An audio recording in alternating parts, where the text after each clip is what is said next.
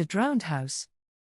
Derek felt a surge of excitement and dread as he walked through the old coastal house he'd recently inherited, its rooms silent and dark despite the midday light.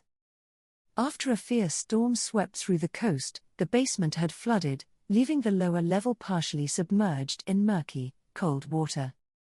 While clearing debris from the basement, Derek noticed something odd, a crack in the wall behind an old cabinet, just barely visible in the dampness. Curiosity gnawed at him as he pried at the crack, the brittle bricks crumbling away until he uncovered a hidden room beyond the wall. Derek shone his flashlight into the darkness and felt a chill run down his spine as he saw strange objects piled up in the shadows. Among old furniture and dusty knickknacks lay remnants that were unmistakably human: bones, fragments of clothing, and rusted chains. Panic surged through him, but curiosity kept him rooted as he realized this room might hold clues to the house's mysterious past. Derek called Megan, a local historian and friend, hoping she could shed some light on the hidden room and the dark secrets it contained. Megan arrived the next day, her face pale as she examined the remains and whispered about the infamous serial killer who once lived nearby.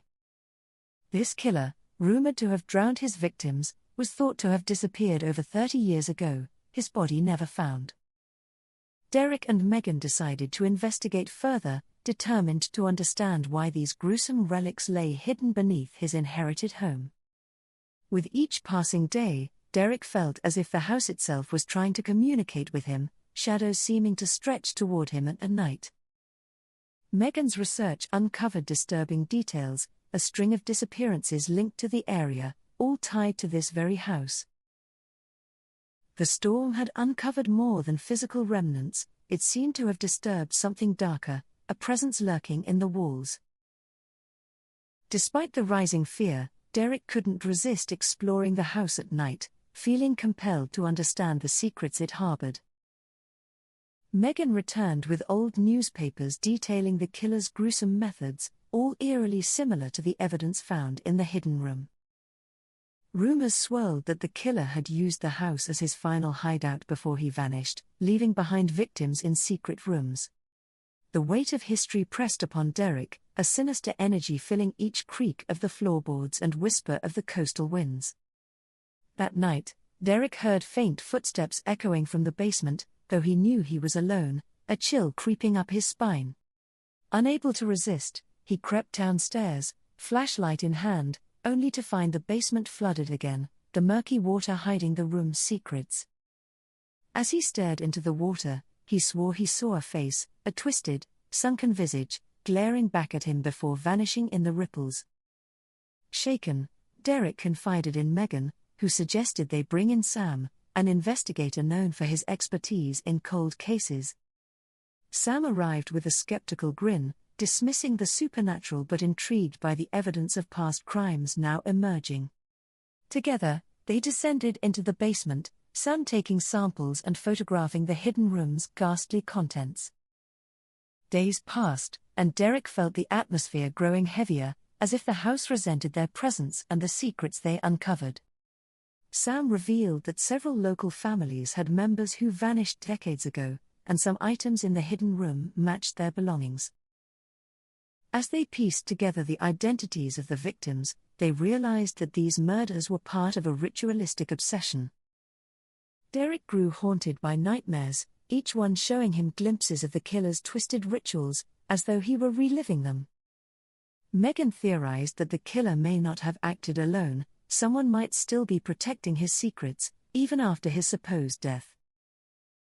Their search led them to abandoned properties nearby, where they found symbols matching the ones in the hidden room. Late one night, Derek noticed a shadowy figure watching the house from the shoreline, only to vanish when he tried to confront it. Sam traced the symbols to an old cult connected to the killer, their practices tied to the sea and dark rituals involving drowning. The more they uncovered, the more Derek felt as though the house itself was trying to pull them deeper into its nightmarish past. Megan discovered letters in the town archives detailing the killer's gruesome methods and hinting at a hidden accomplice. Derek felt an eerie sensation, as if he were retracing the steps of a twisted mind, piecing together the killer's dark obsession.